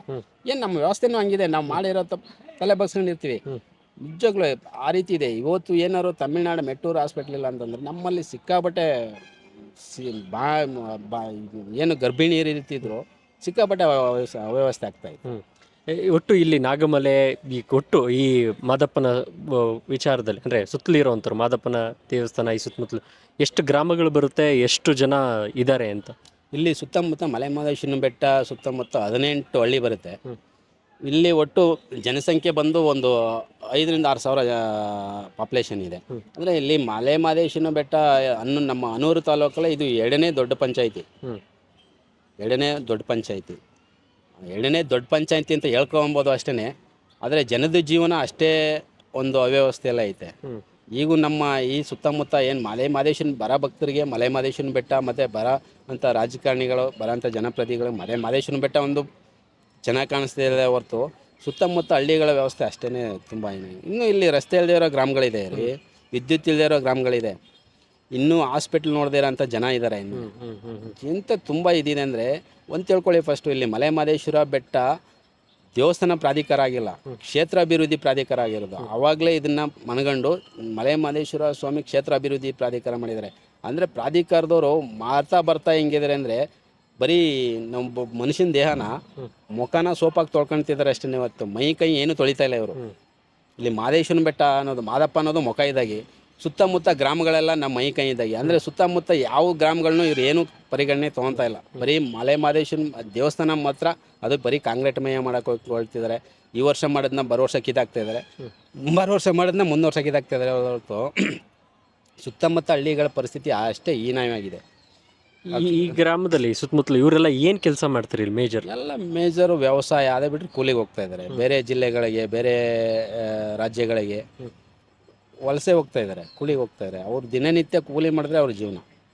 ಇಲ್ಲಿ ಒಟ್ಟು ಯಾವಾಗಲೂ SSLC result, second PU result ನೋಡಿದಾಗ ಚಾಮರಾಜನಗರದ ಪರ್ಸೆಂಟೇಜ್ ನೋಡ್ರೆ ಯಾವಾಗಲೂ ಕಡಿಮೆನೇ ಇರುತ್ತೆ. ಇದಕ್ಕೇನು ಮೂಲ ಕಾರಣ ಏನು ಅಂತ? ಮೂಲ ಕಾರಣ ಇಲ್ಲಿ ನಾನು ಹೇಳಿದ್ನಲ್ಲ, ಇಲ್ಲಿ ಸಾಕಷ್ಟು ಜನಗಳು ತುಂಬ ಬುದ್ಧಿವಂತರಿದ್ದೀವಿ. ಇವತ್ತು ಹಳ್ಳಿಗಳಿರೋ ಅಂಥ ಪ್ರತಿಭೆಗಳು ನಗರ ಪ್ರದೇಶದಲ್ಲಿ ಸಿಗ್ತಾಯಿಲ್ಲ. ಹಳ್ಳಿಗಳಿರೋಂಥ ಪ್ರತಿಭೆಗಳನ್ನು ನಗರ ಪ್ರದೇಶದಲ್ಲಿ ಸಿಗ್ತಾಯಿಲ್ಲ. ಅಂದರೆ ಅವ್ರ ಮುಂದಿನ ಅಭ್ಯಾಸ ಏನಾಗುತ್ತೆ ಅಂತಂದರೆ, ಮುಂದಿನ ಅಭ್ಯಾಸಕ್ಕೆ ಹೋಗೋಂಥ ಮಾರ್ಗದರ್ಶನ ಇಲ್ಲ. ಅದನ್ನು ಇವಾಗ ಒಂದು ಹಳ್ಳಿಯಲ್ಲಿ ಸರ್ಕಾರಿ ಶಾಲೆ ಇದೆ, ಒಂದು 6ನೇ ಕ್ಲಾಸು 7ನೇ ಕ್ಲಾಸು ಸೀಮಿತ ಮಾಡಿರ್ತಾರೆ. ಅವ್ರ ತಂದೆ ತಾಯಿಯು ಅನ್ಎಜುಕೇಟೆಡ್ಗಳು. ಅವ್ರ ಮಕ್ಕಳನ್ನ ಮುಂದಕ್ಕೆ ಎಲ್ಲಿ ಸೇರಿಸ್ಬೇಕು, ಅವ್ರಿಗೆ ಹಾಸ್ಟೆಲ್ ವ್ಯವಸ್ಥೆ ಹೆಂಗೆ, ಯಾವ ಕಾಲೇಜು ಯಾವ ಸ್ಕೂಲು ಅಂತ ಅವ್ರಿಗೆ ಗೊತ್ತಾಗಲ್ಲ. ಏನು ಮಾಡ್ತಾರೆ, ಇಲ್ಲಿರೋ ಅಷ್ಟು ಓದು ಸಾಕು ಅಷ್ಟೇ, ಆಮೇಲೆ ಆಡು ಕುರಿ ಮೇಯಿಸ್ಕೊಂಡಿರೋ ಈ ವ್ಯವಸ್ಥೆಗೆ ಬಂದ್ಬಿಟ್ಟಿದ್ದಾರೆ ರೀ. ಇಲ್ಲಿ ಜನಕ್ಕೆ ಅವೇರ್ನೆಸ್ಸು ತುಂಬ ಇದೆ. ಇಲ್ಲಿ ಪ್ರಾಧಿಕಾರದ ಈ ಉದ್ದೇಶ ಇಟ್ಕೊಂಡೇ ಪ್ರಾಧಿಕಾರ ಮಾಡಿರೋದು. ಆದರೆ ಪ್ರಾಧಿಕಾರದವರು ಯಾವುದೇ ರೀತಿ ಗ್ರಾಮಗಳಿಗೆ, ಹಳ್ಳಿಗಳಿಗೆ ಒತ್ತು ಕೊಡ್ತಾ ಇಲ್ಲ. ಅವರು ಶಿಕ್ಷಣ ಏನಾಗಿದೆ, ಅವ್ರ ಎಜುಕೇಷನ್ ಆಗಿದೆ, ಮತ್ತು ಅವ್ರ ಜೀವನ ಶೈಲಿ ಹೆಂಗಿದೆ ಅನ್ನೋದನ್ನ ಏನು ಇಲ್ಲದೇ ಇವತ್ತು ಸುಮ್ಮನೆ ಮಲೆ ಮಹದೇಶ್ವರನ ಬೆಟ್ಟ ಮಾತ್ರ ಡೆವಲಪ್ಮೆಂಟ್ ಮಾಡ್ಕೊಂಡು ಹೋಗ್ತಿದ್ದಾರೆ ಹೊರತು ಸುತ್ತಮುತ್ತ ಹಳ್ಳಿ ಬಗ್ಗೆ ಯಾರು ಏನು ಕೇರ್ ತಗೊತಾ ಇಲ್ಲ. ನಂದು ಇನ್ನೊಂದು ಪ್ರಶ್ನೆ ಪ್ರಮುಖವಾಗಿ ನಾನು ನನ್ನ ಪಾಡ್ಕಾಸ್ಟಲ್ಲೂ ಕೂಡ ಕೇಳಿದೆ. ಇಲ್ಲಿ ಸರ್ಕಾರದ ಆಡಳಿತನೇ ಇಲ್ಲೇ ಬಂದಿತ್ತು, ಎಲ್ಲ ಸಚಿವ ಸಂಪುಟನೂ ಕೂಡ ಇಲ್ಲೇ ನಡೆದಿತ್ತು. ಹಾಗಾದ್ರೂ ಕೂಡ ಇಡೀ ರಾಜ್ಯಕ್ಕೆ ಸಂಬಂಧಪಟ್ಟಂಥ ಡಿಸಿಷನ್ಸ್ ತೊಗೊಂಡ್ರು, ಈ ಜಾಗದ ಡಿಸಿಷನ್ಸ್ ತೊಗೊಂಡಿಲ್ಲ ಅನ್ನೋಂಥದ್ದು ಒಂದು ನೆಪ ಮಾತ್ರ ಅಷ್ಟೇ. ಇಲ್ಲಿ ಸಚಿವ ಸಂಪುಟ ಸಭೆ ಮಾಡಿದ್ದು ಒಂದು ನೆಪ ಮಾತ್ರ ಅಷ್ಟೇ, ಒಂದು ಕಣ್ಣೋರ್ಸ ತಂತ್ರ ಅಂತ ಹೇಳ್ಬೋದು. ಇಡೀ ಎಲ್ಲ ಮಂತ್ರಿಮಂಡಲ ಪೂರ್ತಿ ತಂದು ಇಲ್ಲಿ ಗುಡಿ ಹಾಕೊಂಡಿದ್ರು. ಇಲ್ಲಿ ಮಾದಪ್ಪನ ದುಡ್ಡನ್ನ ತಿಂತೇಗೆ ಹೋದ್ರು ಅಷ್ಟೇ. ಇಲ್ಲಿ ಯಾರಿಗೂ ಅವ್ರಿಗೇನು ಕಣ್ಣು ಕಾಣಿಸ್ಲಿಲ್ವಾ? ಇಲ್ಲಿ ಎಷ್ಟು ಹಳ್ಳಿಗಳಿದೆ, ಎಷ್ಟು ಗ್ರಾಮಗಳಿದೆ, ಎಷ್ಟು ಜನ ಅಂತ. ಇಷ್ಟು ಒಂದು ಸಚಿವ ಸಂಪುಟ ಸಭೆ ಮಾಡೋದಲ್ಲ, ಈ ಸಚಿವರನ್ನೆಲ್ಲ ಪ್ರತಿಯೊಂದು ಎಷ್ಟು ಜನ ಸಚಿವರು ಬಂದಿರು, ಹೋಗಿ ಒಂದೊಂದು ಹಳ್ಳಿಲಿ ಉಳ್ಕೊಳ್ಳಿಂತ ಮಾಡಿಸ್ಬೋದಾಯ್ತಲ್ಲ ಮುಖ್ಯಮಂತ್ರಿಗಳ ಆದೇಶ. ಹೋಗ್ರಿ, ಎಷ್ಟು ಗ್ರಾಮ ಇದೆ ನಿಮ್ಮ ಇಲಾಖೆಯನ್ನು ಕರ್ಕೊಂಡು ಗ್ರಾಮಕ್ಕೆ ಹೋಗಿ ಉಳ್ಕೊಳ್ಳಿ, ನೋಡೋಣ ಯಾವ ರೀತಿ ಪರಿಸ್ಥಿತಿ ಇದೆ ಅಂತ. ಇವತ್ತು ಆ ಜನ ಯಾವ ರೀತಿ ಕಷ್ಟ ಅನುಭವಿಸ್ತಿದ್ರೆ ಗೊತ್ತಾ. ಇದನ್ನು ಬೇಸತ್ತೆ ಮೊನ್ನೆ ಲೋಕಸಭೆ ಎಲೆಕ್ಷನಲ್ಲಿ ಒಂದು ಮತದಾನ ಬಹಿಷ್ಕರಣೆ ಆಗಿತ್ತು. ತುಂಬ ಒಂದು ತಹಸೀಲ್ದಾರ್ ಮೇಲೆ ಅಲ್ಲೇ ಒಂದು ದೊಡ್ಡ ಗಲಾಟೆ ಆಗಿತ್ತು. ಅಂದರೆ ಇವ್ರು ಮಾಡೋ ಅಂಥ ಒಂದು ಅಲ್ಕಟ್ಟು ಕೆಲಸಕ್ಕೆ, ಇವ್ರು ಮಾಡೋ ಅಂಥ ಒಂದು ಮತದಾನ ಯಾರೋ ಜನಗಳಿಂದ ಓಟ್ ತೊಗೊಂಡು ಇವ್ರು ಮಾಡೋ ಅಂಥ ಒಂದು ಬೇಜವಾಬ್ದಾರಿ ಕೆಲಸಕ್ಕೆ ಇದು ಜನ ಹೆಂಗೆ ಯಾವ ರೀತಿ ರೊಚ್ಚಿಗೆದ್ದಿದ್ರು ಗೊತ್ತಾ. ಇಡೀ 100 ಜನ, ಆ ಗ್ರಾಮದ 100 ಜನ ಮೇಲೆ ಕೇಸ್ ಆಗಿದೆ ರೀ. 100 ಜನ ಮೇಲೆ ಕೇಸ್ ಆಗಿದೆ. ಎಲ್ಲ ಮಕ್ಕಳ ಮರಿ, ಇಡೀ ಒಂದು ಗ್ರಾಮನೇ ಮಶಾಣ ಮೌನ ಮಾಡಿದರು. ಯಾಕೆ ಅಂತಂದರೆ ಇವತ್ತು ಬೆಂಗಳೂರಲ್ಲಿ 1 ಅವರ್ ಕರೆಂಟ್ ತೆಗೆದ್ರೆ ಇಡೀ ರಾಜ್ಯಾದ್ಯಂತ ಸುದ್ದಿ ಆಗುತ್ತೆ. 1 ಅವರ್ ಬೆಂಗಳೂರಲ್ಲಿ ಕರೆಂಟ್ ತೆಗೆದ್ರೆ ರಾಜ್ಯಾದ್ಯಂತ ಸುದ್ದಿ ಆಗುತ್ತೆ. ಯಾರು ಆ ಇಂಧನ ಇಲಾಖೆಯವರು, ಯಾರು ಆ ಇಲಾಖೆಯವ್ರು ಯಾರಿದ್ದಾರೆ ಅವ್ರನ್ನ ಜನ್ಮ ಜಾಲಾಡ್ಬಿಡ್ತಾರೆ. ಬರೀ 1 ಗಂಟೆ ಟೈಮ್ ಕರೆಂಟ್ ಹೋದರೆ ಅವರು ಜೀವನ ಪೂರ್ತಿ ಕರೆಂಟ್ ಇಲ್ಲದೆ ಜೀವನ ಮಾಡ್ತಿದ್ದಾರೆ ರೀ. ಜೀವಮಾನ ಪೂರ್ತಿ ರಸ್ತೆ ಇಲ್ಲದೆ ಅಂತ ರಸ್ತೆ ಇಲ್ಲದೆ ಅಂತ ಗ್ರಾಮದಲ್ಲಿ ವಾಸ ಮಾಡ್ತಿದ್ದಾರೆ. ಇವತ್ತು ಆ ಮತದಾನ ಬಹಿಷ್ಕಾರ ಆಗಿತ್ತಲ್ಲ, 9 ವರ್ಷದ ಹುಡುಗ ಎತ್ಕೊಂಡು ಕಲ್ಲು ಹೊಡಿತಾ ಇದ್ದ. ಏನಕ್ಕೆ ಕಲ್ಲು ಹೊಡಿತಿದ್ದ? ಅವ್ನ ಭವಿಷ್ಯ ಚೆನ್ನಾಗಿರ್ಬೇಕು ಅಂದೇ ಅವತ್ತು ಆ ಮತದಾನ ಬಹಿಷ್ಕಾರ ಮಾಡಿದ್ದವರು. ನಾವು ಇಂದಿನವರು ಈ ಕಷ್ಟ ಅನುಭವಿಸೋದು ಸಾಕು. ಮುಂದಿನ ತಲೆಮಾರು ಮುಂದಕ್ಕೆ ಚೆನ್ನಾಗಿ ನಾವು ನಮ್ಮ ಗ್ರಾಮಕ್ಕೆ ಒಂದು ಒಳ್ಳೆ ರಸ್ತೆ ಆಗಲಿ, ನಮ್ಮ ಗ್ರಾಮದಲ್ಲಿ ಒಂದು ಒಳ್ಳೆ ಸ್ಕೂಲ್ ಆಗಲಿ ಅಂತ ಹೋರಾಟ ಮಾಡಿದ್ರು. ಇವತ್ತು ಅವ್ರ ಮೇಲೆ ಏನು ಮಾಡಿದ್ರಿ ನೀವು? ಎಲ್ಲರ ಮೇಲೆ ಕೇಸ್ ಹಾಕಿ ತೊಗೊಂಡೋಗಿ ಜೈಲಿಗೆ ಇದು ಮಾಡಿದ್ರಿ. ಅವ್ರ ಜೀವನ ಪೂರ್ತಿ ಆ ಕೇಸಿನಿಂದ ಅವ್ರು ಫಸ್ಟೇ ಆರ್ಥಿಕವಾಗಿ ಸಂಕಷ್ಟದಲ್ಲಿ ಇದ್ದಾರೆ. ಅವ್ರು ಇನ್ನು ಪೂರ್ತಿ ಹೌದು, ಕಾನೂನನ್ನ ಕೈ ತೊಗೊಂಡ್ರು, ನಾವು ಅದನ್ನು ಸರಿ ಅಂತ ಹೇಳೋಕ್ಕಾಗಲ್ಲ. ಕಾನೂನನ್ನ ಕೈ ತೊಗೊಳ್ಳಿ, ಯಾತಕ್ಕೆ ತೊಗೊಂಡ್ರು ಅವರು? ಏನಕ್ಕೆ ತೊಗೊಂಡ್ರು? ಆ ಗ್ರಾಮಕ್ಕೆ ಏನಾರು ನೀವು ಏನು ಮಾಡಿಕೊಟ್ಟಿದ್ರಿ ಅಂತ ಎಲ್ಲ ಇದ್ದು ಅವ್ರು ಏನಾರು ಹೋರಾಟ ಮಾಡಿದ್ರ? ಏನೂ ಇಲ್ಲ, ಜೀರೋದಲ್ಲಿ ಇದ್ದವರು. ಇವತ್ತು ನೀವು ಯಾರು ಒಬ್ಬರು ಒಂದು ತಿಂಗ ನೀವು ಒಬ್ಬರು ತಹಸೀಲ್ದಾರ್ ಆಗಲಿ, ಒಬ್ಬರು ಮೇಲೆ ಯಾರೋ ಒಬ್ಬರು DC ಆಗಲಿ, ಒಂದು ತಿಂಗ ಆ ಗ್ರಾಮದಲ್ಲಿ ನಿಮ್ಮ ಕುಟುಂಬ ಸಮೇತ ಬಂದು ಉಳ್ಕೊಂಡು ಅಲ್ಲಿಂದ ಕಾರ್ಯನಿರ್ವಹಣೆ ಮಾಡಿ ನೋಡೋಣ. ಆ ಗ್ರಾಮದಲ್ಲಿ ಉಳ್ಕೊಂಡು ಅಲ್ಲಿಂದ ಕಾರ್ಯನಿರ್ವಹಣೆ ಮಾಡಿ ನೋಡೋಣ, ಆಗುತ್ತಾ? ಆ ಜನ ಕುಡಿಯೋ ನೀರನ್ನ ಕುಡೀರಿ ನೋಡೋಣ. ಆ ಜನ ಯಾವ ರೀತಿ ಜೀವನ ಮಾಡ್ತಿದ್ದಾರೆ ಮಾಡಿ ನೋಡೋಣ. ಆಮೇಲೆ ಹೇಳಿ ನೀವು, ಹೌದು ಇಲ್ಲೇನು ಸಮಸ್ಯೆ ಇಲ್ಲ, ಎಲ್ಲ ಚೆನ್ನಾಗಿದೆ ಅಂತ ಹೇಳಿ. ಏನು ಅನ್ಭವಿಸಿ ಇನ್ನೂ ಎಷ್ಟು ವರ್ಷ ಅಂತ ಅನುಭವಿಸೋಕ್ಕಾಗುತ್ತೆ? ಕರೆಂಟ್ ಇಲ್ಲದೆ ಇನ್ನೂ ಎಷ್ಟು ಅನುಭವಿಸೋ. ಈಗ KJL DJL ಗಲಾಟೆ ಮಾಡಿದ್ರು ರೀ. ಏನಕ್ಕೆ ಮಾಡಿದ್ರು? KJL DJL ಏನು ಕರೆಂಟ್ ಇರಲಿಲ್ವಾ? ಇಲ್ಲ ರಸ್ತೆ ಇರಲಿಲ್ವಾ? ಇಡೀ ಸ್ಟೇಷನ್ಗೆ ಬೆಂಕಿ ಹಾಕಿದ್ರು. ಹುಬ್ಳಿ ಸ್ಟೇಷನ್ಗೆ ಬೆಂಕಿ ಹಾಕಿದ್ರಲ್ಲ, ಏನಕ್ಕೆ ಬೆಂಕಿ ಹಾಕಿದ್ರು? ಯಾವ ಉದ್ದೇಶಕ್ಕೆ ಬೆಂಕಿ ಹಾಕಿದ್ರು? ಅಲ್ಲೇನು ಕರೆಂಟ್ ಇಲ್ಲ ಅಂತಲಾ, ಇಲ್ಲ ರೋಡ್ ಇಲ್ಲ ಅಂತಲಾ ಮಾಡಿದ್ರ? ನಿಜವಾಗ್ಲೂ ಆ ಹೋರಾಟ ಅಲ್ಲಿ ನಗರ ಪ್ರದೇಶಗಳಲ್ಲಿ ಆ ರೀತಿ ಮಾಡ್ತಾಯಿದ್ದಾರೆ ಅಂತಂದರೆ ಇಲ್ಲಿ ಏನೂ ಇಲ್ಲ ರೀ. ರಸ್ತೆ ಇಲ್ಲ, ಕರೆಂಟ್ ಇಲ್ಲ, ಕುಡಿಯೋಕೆ ನೀರಿನ ಸಮಸ್ಯೆ. ಈ ಕಡೆ ಅರಣ್ಯ ಕಡೆಗೆ ಹೋದರೆ ಇಡೀ ಅರಣ್ಯ ಪ್ರಾಣಿಗಳ ಸಮಸ್ಯೆ. ಇಷ್ಟೆಲ್ಲ ಸಮಸ್ಯೆಗಳು ಇಟ್ಕೊಂಡು ಜೀವನ ಮಾಡ್ತಿರ್ಬೇಕಾದ್ರೆ ನೀವು ಕಿವಿ ಇದ್ದು ಕೇಳ್ರು, ಕಣ್ಣಿದ್ರು ಕುಳ್ರಾಗಿದ್ದೀರಲ್ಲ. ಯಾವ ರೀತಿ ಆಡಳಿತ ಮಾಡ್ತಾಯಿದ್ದಾರೆ ನೀವು? ಬರೀ ನೀವು 5 ವರ್ಷಕ್ಕೊಂದ್ಸರಿ ಹೋಗಿ ಒಟ್ಟು ಕೇಳ್ತೀರಾ. ತಿರ್ಗಿ ಅಧಿಕಾರಿಗಳು ಅವರು ಮಂದ ಚರ್ಮ ಹಿಡ್ಕೊಂಡು ಅವರು ಕಿವಿಗೆ ಕೇಳ್ರಾಗ್ಬಿಟ್ಟು ಆರಾಮಾಗಿ ಅವ್ರು ಆಡಳಿತ ಮಾಡ್ತಿದ್ದಾರೆ. ಇದ್ರ ಬಗ್ಗೆ ಏನು ಕಾಣಿಸಲ್ವಾ ನಿಮಗೆ? ಗೊತ್ತಾಗಲ್ವ? ಇಷ್ಟೋ ತನಕ ನೀವು ಹೇಳದಂಥ ಸಮಸ್ಯೆಗಳನ್ನ ನೋಡಿದಾಗ ಇದನ್ನು ಕೇಳೋದಕ್ಕೆ ಅಧಿಕಾರಿಗಳು ಯಾವ ಥರ ಬಂದಿದ್ದಾರಾ, ಅಥವಾ ನೀವು ಎಷ್ಟು ಸತಿ ಮನವಿ ಕೊಟ್ಟಿದ್ದೀರಾ? ಆ ಟೈಮಲ್ಲಿ ಬರ್ತಾ ಇದ್ದಾರೆ ಅಷ್ಟೇ. ಆ ಟೈಮಲ್ಲಿ ಬಂದು ಏನೋ ಹೇಳಿಲ್ವಾ, ಏನೋ ಒಂದು ನೆಪ ಮಾತ್ರಕ್ಕೆ ಏನೋ ಒಂದು ಕಾರಣ ಹೇಳ್ತಾರೆ. ಇದುವರೆಗಲ್ಲಿ ಆ ರೀತಿ ಕ್ರಮ ಯಾವುದು ತಗೊಂಡಿಲ್ಲ. ಹೇಳ್ಬಿಡ್ಲಿ ಅಷ್ಟು. ಆ ಘಟನೆ ಆದಮೇಲೆ ಇಷ್ಟು ವರ್ಷ ಆಯ್ತಲ್ಲ, ಯಾವುದಾದ್ರು ಒಂದು ಗ್ರಾಮಕ್ಕೆ ಹೌದು ಆ ಘಟನೆ ಅಷ್ಟೆಲ್ಲ ಪ್ರತಿಭಟನೆ ಹೋರಾಟ ಮಾಡಿದ್ಮೇಲೆ ಒಂದು ಗ್ರಾಮಕ್ಕೆ ರಸ್ತೆ ಮಾಡಿಸಿದ್ದೀವಿ ಅಂತ ಹೇಳ್ಬಿಡ್ಲಿ. ಏನೂ ಇಲ್ಲ, ಸುಮ್ಮನೆ ಹೋರಾಟ ಮಾಡ್ಕೊಂಡು ಹೋಗಿ ಅವರು ಹೆಂಗೆ ಆಗಿದೆ ಅಂತಂದರೆ ಇಲ್ಲಿ ಜನ ಪಾಪ ಮಮ್ಮಂದ್ರು ಹೋದರೆ ಒಂದು ತಾಲೂಕು ಆಫೀಸ್ ಇದ್ರ ತನಕ ಹೋಗ್ಬೋದು ಅಷ್ಟೇ. ಆಮೇಲೆ ಮುಂದಕ್ಕೆ ಅವ್ರಿಗೆ ಹೆಂಗೆ ಅಂತ ಅವ್ರ ಮಕ್ಕಳಿಗೆ ಜೀವನ ರೂಪಿಸ್ಕೊಳ್ಳೋಕ್ಕೆ ಗೊತ್ತಿಲ್ಲ. ಅವ್ರು ಎಲ್ಲಿ DC ಮಿನಿಸ್ಟರ್ ಅಂತ ಎಲ್ಲಂತ ಹೋಗ್ತಾರೆ, ಸುಮ್ಮನೆ ಆಗ್ಬಿಡ್ತಾರೆ. ಅವ್ರಿಗೂ ಈ ಜನದ ವೀಕ್ನೆಸ್ ಚೆನ್ನಾಗಿ ಹೋಗ್ತಾ ಇದೆ. ಇಲ್ಲಿ ಅಧಿಕಾರಿಗಳಿಗೂ ಮತ್ತು ಇಲ್ಲಿ ಜನಪ್ರತಿನಿಧಿಗಳಿಗೆ ಇಲ್ಲಿ ಜನದ ವೀಕ್ನೆಸ್ ಗೊತ್ತಿದೆ. ಇವರೆಲ್ಲ ಅವಿದ್ಯಾವಂತರು. ಇವ್ರ ಕೈಲಿ ನಮ್ಮನ್ನೇನು ಬಗ್ಸೋಕ್ಕಾಗಲ್ಲ, ನಮ್ಮನ್ನೇನು ಮಾಡೋಕ್ಕಾಗಲ್ಲ ಅಂತ ಇಲ್ಲಿ ಯಾರು ಜನಪ್ರತಿನಿಧಿಗಳಿದ್ದಾರೆ ಮತ್ತು ಯಾರು ಅಧಿಕಾರಿಗಳಿದೆ ಅವ್ರಿಗೆ ಇಲ್ಲಿ ಜನದ ವೀಕ್ನೆಸ್ಸು ತುಂಬ ಚೆನ್ನಾಗಿ ಗೊತ್ತಿದೆ. ಹಂಗಾಗಿ ಅವ್ರನ್ನ ಇಟ್ಕೊಂಡು ಆಟ ಆಡಿಸ್ತಾರೆ ಅಷ್ಟೇ. ಇಲ್ಲಿ ಒಂದಷ್ಟು ಜನ ಯಾರೋ ಪ್ರೈಮ್ ಮಿನಿಸ್ಟ್ರಿಗೆ ಇಲ್ಲ CMಗೆ ಒಂದು ಪತ್ರ ಮುಖಾಂತರ ವ್ಯವಹಾರ ಮಾಡಿದರೆ ಇವರೆಲ್ಲ ತುಂಬ ಪೆನ್ನಲ್ಲಿ ಕೆಲಸ ಮಾಡ್ತಾಯಿದ್ದಾರೆ, ಇವು ಜನ ತುಂಬ ಡೇಂಜರು ಅಂತ ಅವ್ರಿಗೂ ಮನಗೊಂಡರು. ಇವರು ಪೆನ್ನು ಹಿಡಿಯೋಕ್ಕೆ ಪಾಪ ಗೊತ್ತಿಲ್ವಲ್ಲ, ಆ ರೀತಿ ಜನ ಇದ್ದಾರೆ. ಏನು ಮಾಡ್ತೀರಾ? ಇವ್ರು ವೀಕ್ನೆಸ್ ತಿಳ್ಕೊಂಡು ಈ ರೀತಿ ಆಟ ಆಡಿಸ್ತಿದ್ದಾರೆ ಅಷ್ಟೇ. ಇಷ್ಟೋ ತನಕ ನಾವು ಮಾತಾಡಿದ್ರಲ್ಲಿ ನೀವು ಕೊನೆಯ ಪ್ರಾರ್ಥನೆ ಮಾದಪ್ಪನಲ್ಲಿ ಏನು ಮಾಡ್ತೀರಾ ಅಂತ? ನಾವು ಮಾದಪ್ಪನಲ್ಲಿ ಪ್ರಾರ್ಥನೆ ಮಾಡೋದು, ದಯವಿಟ್ಟು ನಿನ್ನ ಪರಿಸರನ ಮೊದಲು ರೀತಿ ಉಳಿಸ್ಕೊ. ನೀನು ಏನು ಇಲ್ಲಿ ಆಸೆ ಇಟ್ಕೊಂಡು ಬಂದು ಇಲ್ಲಿ ನೆಲೆಗೊಂಡಿದ್ಯಾ, ಈ ಜಾಗಕ್ಕೆ ಬಂದು ಇಲ್ಲಿ ಬಂದು ಇದು ಮಾಡಿದ್ಯಾ. ಈ ಮಾದಪ್ಪ ಬಂದಿದ್ದು ಇಲ್ಲಿ ಪರಿಸರ ನೋಡಿಕೊಂಡು ಮತ್ತು ಇಲ್ಲಿನ ಒಂದು ಕಾಡು ಜನರನ್ನು ಉದ್ಧಾರ ಮಾಡಬೇಕು ಅಂತ. ದಯವಿಟ್ಟು ಮಾದಪ್ಪನ ಆಸೆನೂ ಇವತ್ತು ನಿರಾಸೆ ಆಗ್ತಿದೆ ಅನಿಸುತ್ತೆ. ಹ್ಮ್. ಮಾದಪ್ಪ ನಾನು ಬಂದ ಆಸೆನೂ ನಿರಾಸೆ.